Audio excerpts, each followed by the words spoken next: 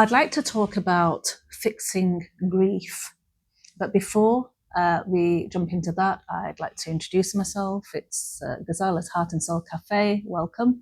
If you're here for the first time, thank you so much for coming. And if you've been here before, I so appreciate you coming back. So we're going to talk about fixing grief. Can we fix grief? Well, my answer to that question is no, we can't. But it depends on what kind of grief it is. So grief is a natural response to the loss and to the end of something. So if it's the loss of a loved one, I would say that we can't actually fix that grief because we can't bring that person back and we can't replace that person with someone else. Although other people who come and pay their respects can often make it out as if we can by saying things like, such as, if someone has lost, if a lady has lost a husband, it's, oh, you can get married again, and you're so pretty and you're so young yet, and you've got so many years in you yet, you can get married, you'll find someone. Or if someone has lost a young child, it's, oh, you can have another child. And you sort of think, well, yeah, doesn't this person know this already? You're not saying something, you're not telling this person something that they don't already know. But is it helpful? No. Because at this moment in time, is that what they're thinking about? No. You can't replace one person with another person. But that person the person who's saying this, it doesn't mean any harm. They just don't really know what to say. They're thinking that they are fixing it for you. Now, fixing is something that it's human nature.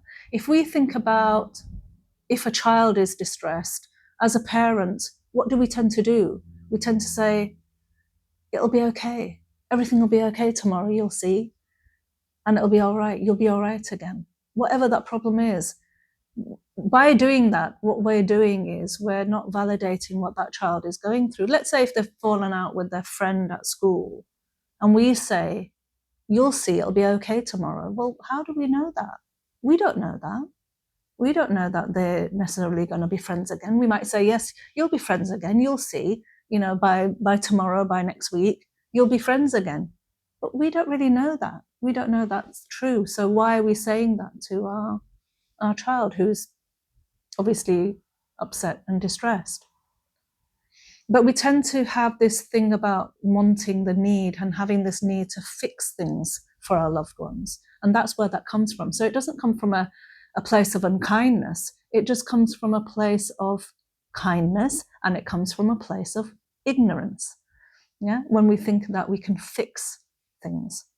So fixing grief. Now, but then I have also mentioned that grief can be the loss and the end of something. So it could be the end of a marriage, in which case we can't fix that either.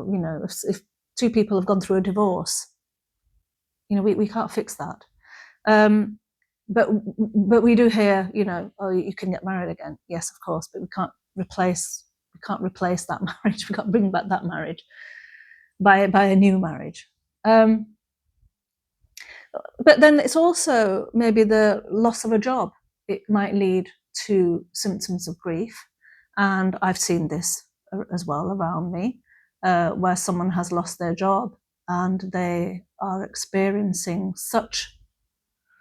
it's having such a massive effect on them that it is like the loss of a loved one, because it's such an integral part, such a massive part of their life was their work, was their employment. And it's not just the job, is it? It's not just the job, and it's not just the money. It's the status it brings with it. It's the routine it brings with it, routine to your life, structure to your day, to your week, to your month. It's so many more things, and that sort of more secondary grief, if you like. Because I talk about when you lose someone, it's not just that loss, it's the loss of so many things as a result of that loss, because things have a ripple effect, don't they? So me losing my son isn't just the loss of my son. It's not just that grief, it's grieving the future, grieving the fact that I won't see him get married, I won't see him becoming a dad, I won't see him, getting older. And that is an additional grief to the grief I'm experiencing. So fixing grief, can we fix grief? Well, in some cases we might be able to, because if someone has lost a job, they might get a better job as a result of that. When they go looking for another job, they might actually end up with a better job and think, oh, I'm so glad I did lose that job, because that's what prompted me to go looking, and look what I found. So in some instances, yeah, you might feel it's such a positive outcome. And so for that person, that grief has been fixed.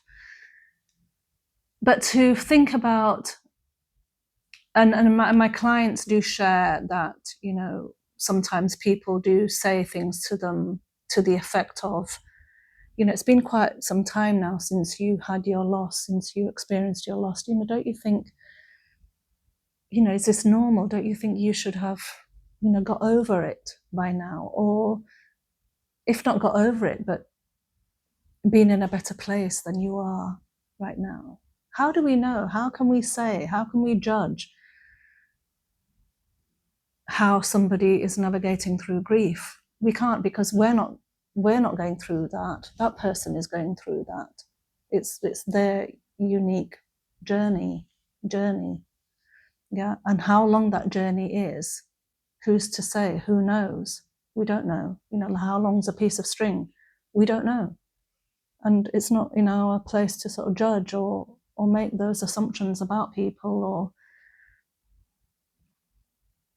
or enforce any kind of thinking on that person. It's, grief is a unique experience of theirs. It belongs to them. So it's not in our place to say. But fixing grief is something that, when I think about my own grief, I've got my grief to a place most days, to a place where I can manage moving forward and functioning with, is how I would put it. I've not fixed anything. Nothing is fixed. Processing, yes, I process all the symptoms of grief, probably again and again and again. And when we talk about those 5, stages of grief, the Kubler-Ross, model, and we know that's not linear. You can go backwards and forwards, and there's no time thing on, oh, I'm on the, depression stage here, and it says 3 months. It doesn't work that way. It may be 3 months, it may be 3 years. Who's to know and who's to say? But yes, obviously, if somebody is feeling depressed to an extent where it's stopping them from functioning for over 6 weeks, you may think about, that person should possibly think about, reaching out for some professional help. It might mean that they need a little bit of something, some therapy or medication. And that might help them get to a place where they're functioning a little bit better. Okay, so we need to be mindful about that as well. So fixing grief, I don't believe that we can fix grief when it comes to the loss of someone, a loved one. But in some cases, some kinds of grief we probably can fix, and sometimes because there's a positive outcome of something. And it depends on how we see things as well, because of my loss, I have the trajectory of my life has completely altered, and that is a result of the loss of my son. So things that I'm doing now, like running my charity, volunteering for another charity where I counsel women, my mental health training was something that I was doing before, but I can relate, and I'm more compassionate and more empathetic. as a result of losing my son. I know that I've grown that way. So am I a better version of myself in so many ways? Yes, as a result of my loss. So I think the things that I had inside me have sort of come to the forefront and have grown as a result of my loss. So in that case, yeah, there's been some positivity, but obviously it doesn't take back, or it doesn't bring back, the loss that I've experienced, that I'm experiencing, is never going to be fixed. It's never going to be filled. That void is never ever going to be filled. But when I talk about fixing grief, I talk about being able to move forward and function and relate and be compassionate and to be giving, to be empathetic with others in a way. If you are doing it in the person's name, the person who you've lost, then that is a positive thing. That's a positive thing. And for me, it is. For me, it is that. It's trying to do something good, something positive in my son's name as a result of him sadly, leaving us so early, only at the age of 22. So that's my take on fixing grief. When I talk about that, from other people's perspective, it can be that, yes, we can just fix this. But from my own perspective, it's fixing it to the extent of, so that we can function and we can live the rest of our lives to the best of our ability. And that's really all we can sort of say. And that's all we can ask of ourselves, isn't it? Really, we can't do more than that. So thank you. Thank you for listening to this video. Please do share, like, subscribe and comment. And I look forward to seeing you in the next video. So thank you. Up until then, look after your hearts and souls. Thank you.